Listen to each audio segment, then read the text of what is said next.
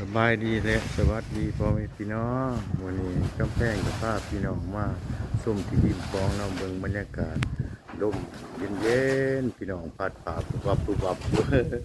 เอ้ยเย็นสบายพี่น้อง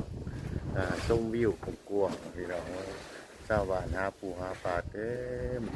ฟองอยู่กลางน้ำคลองพี่น้องเนาะนี่หัวสะพานเนาะ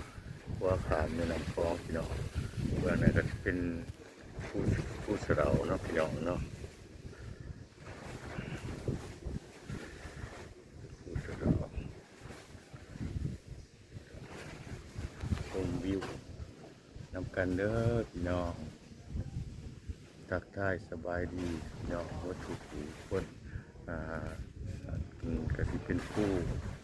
ดังผู้เสราก็จะเป็นผู้มาเที่ยงเนาะพี่น้องเนาะวิวกันเด้อพี่น้องบรรยากาศเย็นสบายพี่น้องนครปฐมพี่น้องเลยว่าขามฟ้องสบายดีวัดผู้คนเด้อสักการะ